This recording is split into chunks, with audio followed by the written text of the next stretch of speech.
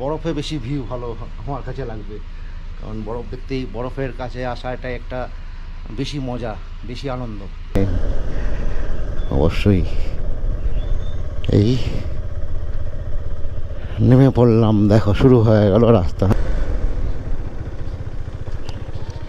এই যে আমরা চলে যাব আলোর রাস্তাতে।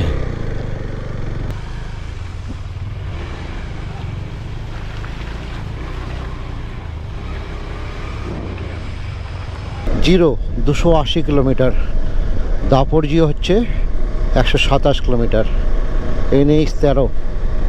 রসেক মাটি মন্দিরে লেগে গেছিলো, ট্রেন ফ্রেন সব ভারী হয়ে গেছিলো, একেবারে গাড়ি টানছিল না, মন্দির টানতে পারছিল না। চাংঘরের বারান্দার উপরেই আমাদের টেন্ট লাগিয়েছি, গরম গরম চা বানালাম। Good morning. কালকে রাত্রে তোমাদের আর গুড নাইট বলা হয়নি, খাওয়ার বাইরে থেকে খেয়ে দিয়ে শুয়ে পড়েছি। সকালে মনে পড়েছে যে গুড নাইট বলা হয়নি। সকাল সকাল বেরোবো ভেবেছি, তাই সকালেই ঘুম থেকে উঠে গেছি। প্যাকিং করা আমাদের মোটামুটি কমপ্লিট হয়ে গেছে, কিছুটা বাকি আছে, সেটা ঢুকিয়ে দিব। ঢুকিয়ে এখান থেকে জার্নিটা শুরু করব। মেচুকাতে 2টো রাত কাটালাম, ঠান্ডাটা উপভোগ করতে এসেছিলাম কেমন লাগে। তো ভালো ঠান্ডা, তো আজকে একটু কম আছে, কেননা আজকে হাওয়াটা নেই সকাল থেকে। পূব আকাশটা একটু হালকা পরিষ্কার হয়েছে এদিকে, সেজন্য এখান থেকে পাহাড়ের চূড়োগুলো কিন্তু দেখা যাচ্ছে, প্রত্যেকটা চূড়োয় বরফ কিন্তু জমে আছে হালকা হালকা। আগামী 1 মাসের মধ্যে সব কিন্তু বরফে ঢেকে যাবে। আর আমরা ছিলাম এই মেচুকা প্যারাডাইসে, আর ইনি হচ্ছেন সেই মেচুকা প্যারাডাইসের ওনার। দাদা আপনার নাম? मेरा पूर्वा सेरिंग नक्सल। পূর্বা সেরিং। পূর্বা ভাই সে কাল রাত বসে অনেক গল্প করেছি, আর আজকে উনি একটা কথা বললেন যে মে মাসটা খুব ভালো সময় এখানে, এবং নাকি খুব ভালো ভিউ। আমার তো মনে হয় যে মেচুকা বরফে বেশি ভিউ ভালো আমার কাছে লাগবে, কারণ বরফ দেখতেই, বরফের কাছে আসা এটাই একটা বেশি মজা, বেশি আনন্দ। জানুয়ারি ফেব্রুয়ারিতে বরফ পড়ে। জানুয়ারি ফেব্রুয়ারি। আজকে রাইডটা শুরু করি, আজকে থেকে বাড়ির উদ্দেশ্যে রওনা দেবো। দেখি আজকে কত দূর পৌঁছতে পারি। বুঝতেই পারছো যে রাস্তাটা ক্রস করে এসেছি, আজকে আবার সেই রাস্তাটা ক্রস করতে হবে। মানে 200 কিলোমিটার, তার মধ্যে 150 কিলোমিটার টোটালি অফ রোড। চলো রাইডটা শুরু করে ফেলি। Happy journey. থ্যাংক ইউ দাদা। উঠে পড়লাম নন্দীতে।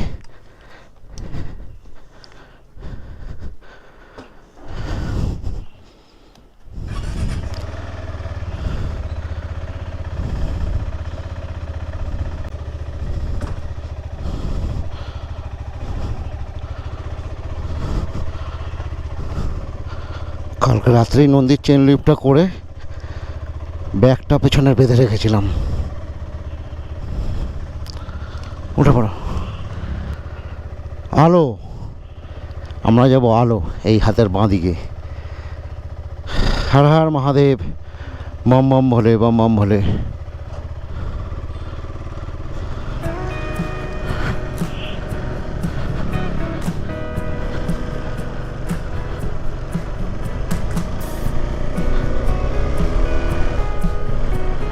শুরু করে দিলাম 6ষ্ঠতম দিনের জার্নি, 6 days।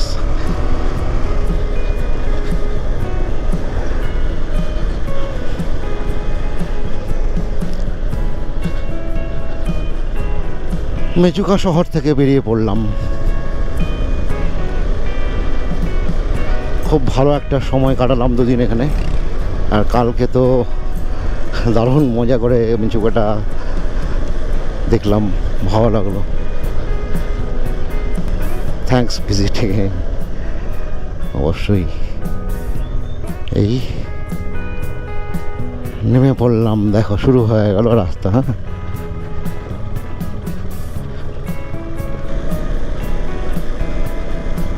চলো আর কি, এই রাস্তায় তো বেশি স্পিড দিয়ে যাব না, কারণ আমার পেছনে পিলিয়ানো আছে প্লাস প্রচুর ল্যাগেজ আছে।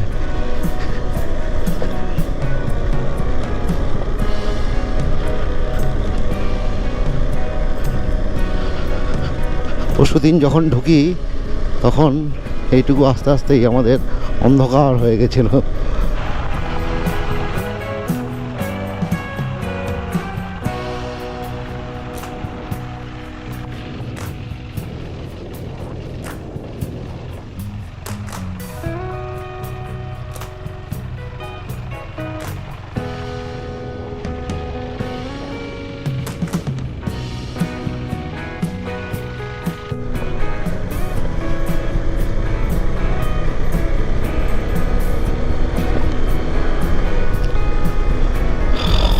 মেচুকা থেকে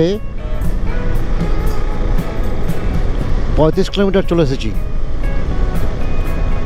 এখনও তা তো পৌঁছায়নি।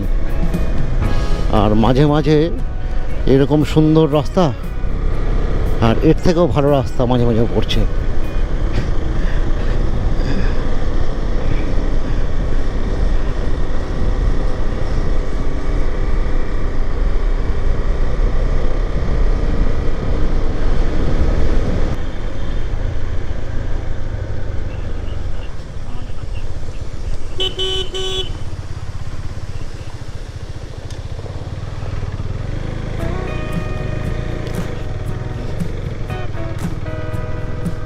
এরকম 3-4টে ঝর্ণা আরও পার করে এলাম একদম রাস্তার গা ঘেঁষে।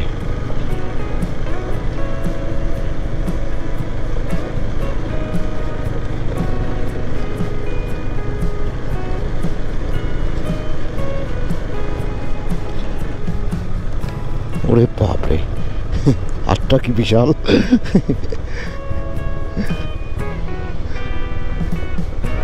শিয়াম নদীটাকে একেবারে ছোট্ট দেখা যাচ্ছে।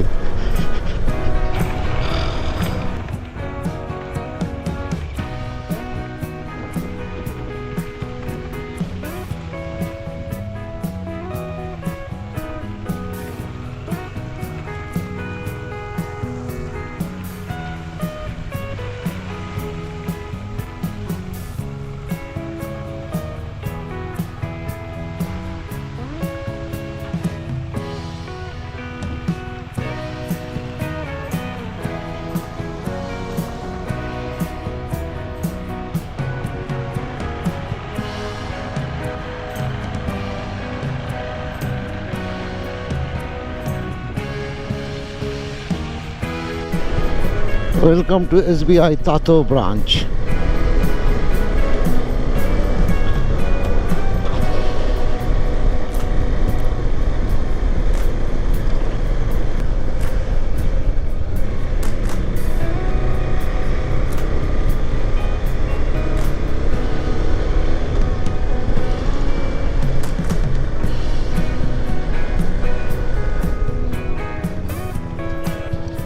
এই যে আমরা চলে যাব আলোর রাস্তাতে।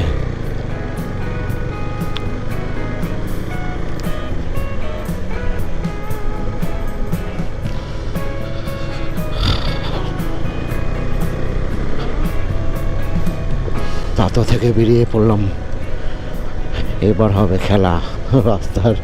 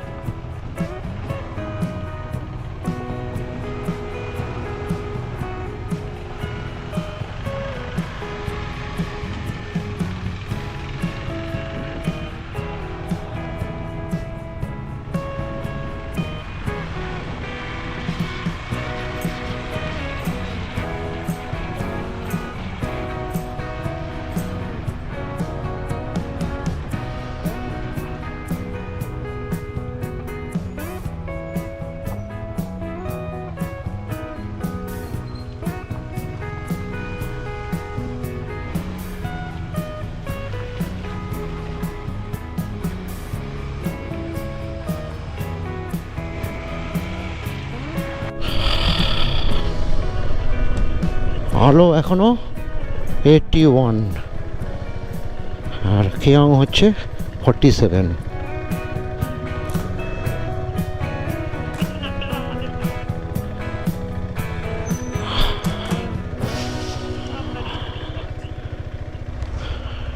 মিচুকা থেকে 90 কিলোমিটার চলে এসেছি আর 82 কিলোমিটার রাস্তা বাকি হচ্ছে আলো যেতে।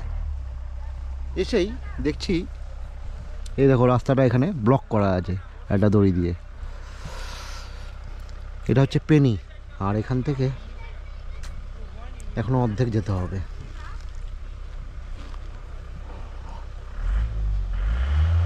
কিয়াং হচ্ছে 37 কিলোমিটার। খিদে পেয়ে গেছে খুব, তাই আমরা এই রাস্তা দিয়ে হেঁটে এসে এখানে বসে পড়লাম। কী করবো, 2 ঘন্টা এখন বন্ধ থাকবে রাস্তা, তাই এখানে বসে চিড়া খাচ্ছি। আর আমরা চা বানিয়ে নিয়েছিলাম, সেই চাটাও আমাদের সাথে আছে।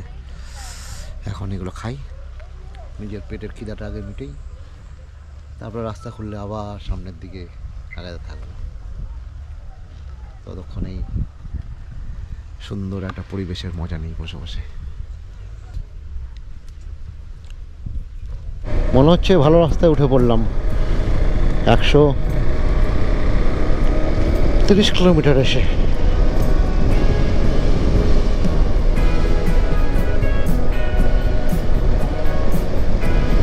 সামনেই আসবে কিয়াং। কিয়াংয়ে আর্মি ক্যাম্পে কিছু খেতে হবে।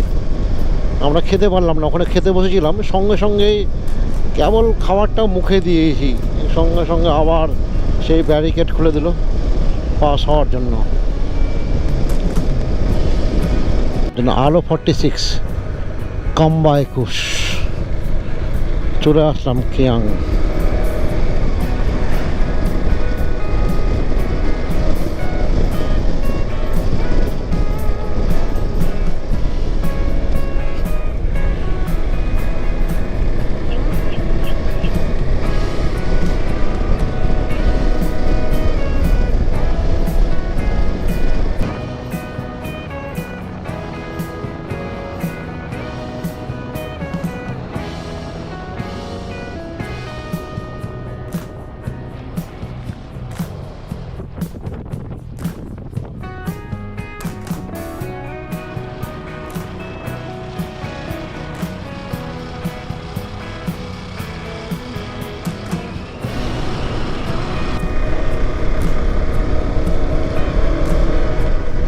আলো আর 8 কিলোমিটার।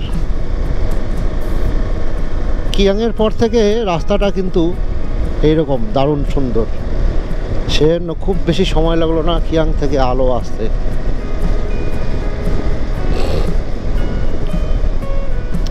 কিয়াংয়ে ক্যান্টিনে 2 করে সিঙ্গারা খেয়ে নিয়েছিলাম আমরা দুজনে আজকে। আর একবার সিঙ্গারা খেয়ে নিলে দুটো অনেকক্ষণটাই পেটটা ভরে থাকবে। আলো চলে এসেছি, কিয়াং থেকে আর দাঁড়ায়নি কোথাও, ঢুকে পড়েছি।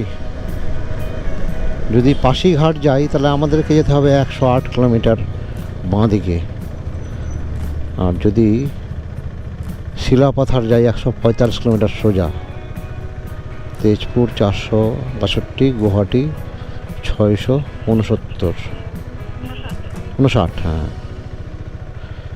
এখানে একটু দাঁড়াই, তারপর একটু জল টল খাই, খেয়ে নিই, তারপর ডিসিশন নিচ্ছি কী করবো।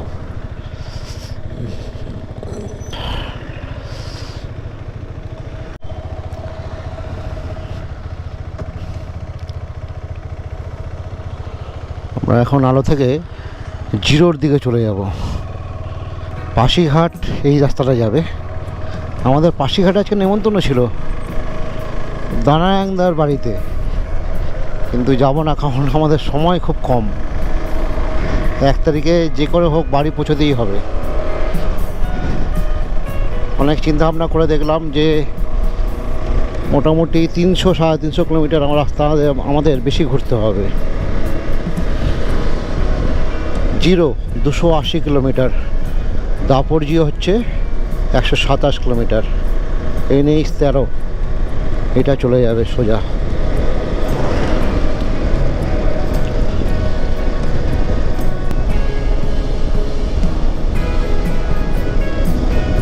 আলো থেকে মোটামুটি 10 কিলোমিটার চলে এলাম।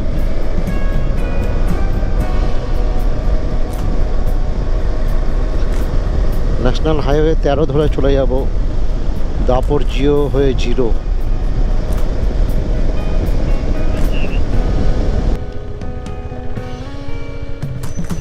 গত পরশু দিন আমরা এটা দিয়ে এসেছিলাম, এটা হচ্ছে বাম ভিলেজ বাসার হয়ে। আর আজকে আর বাসার হয়ে বাম ভিলেজে যাব না, আজকে সোজা বেরিয়ে যাব জিরোর দিকে।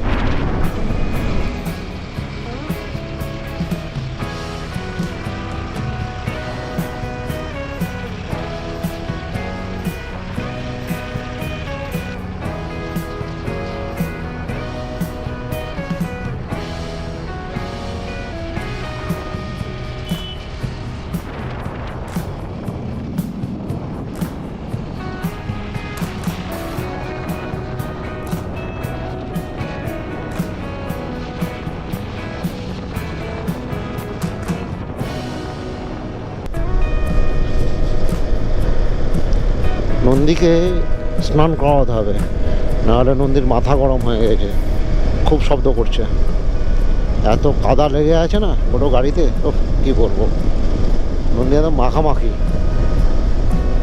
কোথায় যে পাবো জানি না। আলোতে ধোয়ালাম না তখন কিন্তু এরকম নন্দী বিহেভ করছিল না, ঠিক ছিল সাউন্ডটা। এখন না ধোয়ালে হবে না, চেনটা তো কাদায় পুরো হয়ে গেছে মোটা হয়ে। দেখি কোথায় পাই, 3:30 বেজে গেল।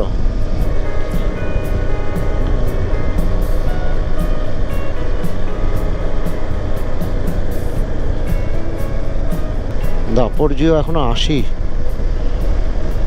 প্রতিদিন উপরে গাড়ি ধরছে নাকি 280।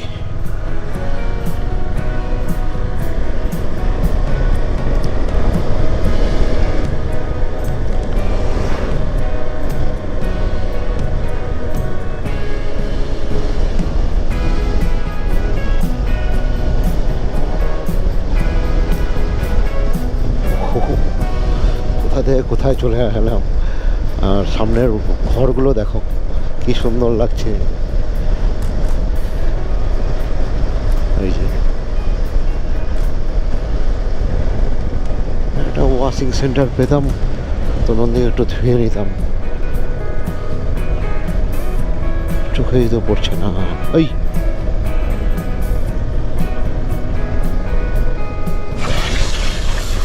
নন্দীর এমন অবস্থা হয়েছে যে নন্দীকে চালাতে ভালো লাগছে না, আর পুরো ভঁ করছিল একেবারে। সেগুলো নন্দীকে আগে ভালো করে ধুই, ওয়াশ করি। ওয়াশ না করলে এত মাটি, মোটামুটি কেজি 10 মাটি নন্দীতে লেগে গেছিলো, ফ্যান সব ভারী হয়ে গেছিলো একেবারে। গাড়ি টানছিল না, নন্দী টানতে পারছে না, আছে দম বেরিয়ে যাচ্ছে। সেজন্য আগে নন্দীকে ভালো করে ধুয়ে নিই। দেখো নন্দীর অবস্থা দেখো, সামনে কি হয়েছে। এই দেখো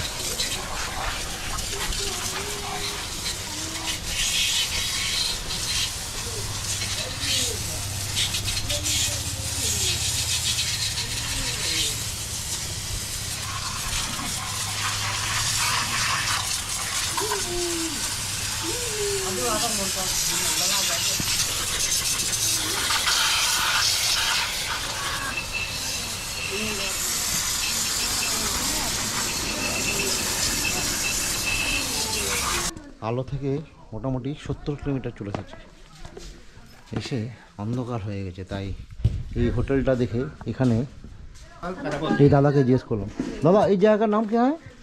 ये हाँ ये बाल है। बाल है। आपका नाम दादा? मेरा हाँ करतो। কার্তো। এই হলো সেই কার্তো দাদা, ওনার এটা হোটেল, আর টোটাল প্রপার্টি ওনারই। এই আমরা জিজ্ঞেস করলাম যে এখানে থাকা যাবে কি না, কারণ অন্ধকার হয়ে গেছে, সেজন্য আগে না যাওয়াই ভালো।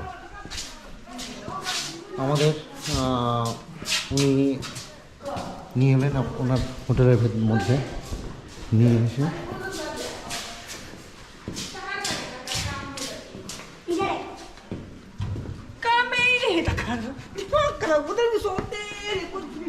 এখানে দেখো আগুনে জল গরম হচ্ছে, আর আমাদের এখান দিয়ে ওই এই যে চাংঘরটা দেখা যাচ্ছে সামনে, এই চাংঘরটাতে আমাদের টেন্ট লাগাতে বললো। নন্দীকে এখানে পার্ক করে দিলাম, আর সমস্ত লাগেজ আস্তে আস্তে খুলে উপরে রেখেছি।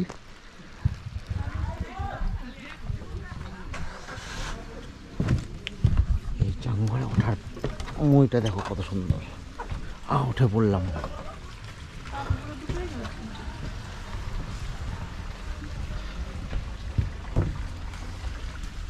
এখন আমরা এখানে টেন্ট লাগাবো, আগে টেন্টটা লাগাই, তারপরে কী রান্না বান্না করবো সেটা দেখি। আমাদের টেন্ট লাগিয়েছি আমার চাংঘরে, চাংঘরের বারান্দার উপরেই আমাদের টেন্ট লাগিয়েছি। গরম গরম চা বানালাম, আর এখন বসিয়েছি ডিম সেদ্ধ। ডিম আর আলু একসাথে বসিয়ে দেবো, সেদ্ধ হয়ে যাবে। বেগুনের ভর্তা বানাবো, ডিমের ঝোল আর ভাত।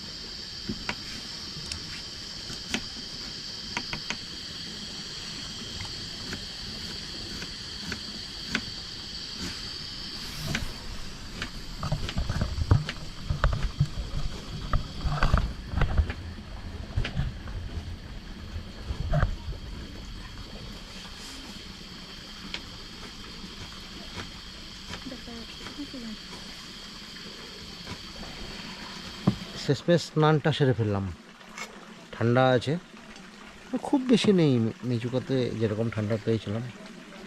স্নানটা সেরে একদম কনকনা জল দিয়ে তারপরে ততক্ষণে আমাদের বেগুনের ভর্তাটাও হয়ে গেছে, গরম গরম ভাত আর এই ডিমের কারি, আর আমাদের টেন্ট তো এখানে টাঙিয়ে ফেলেছি আমরা। পাতে পড়া মাত্র খাওয়া শুরু করে দিয়েছি।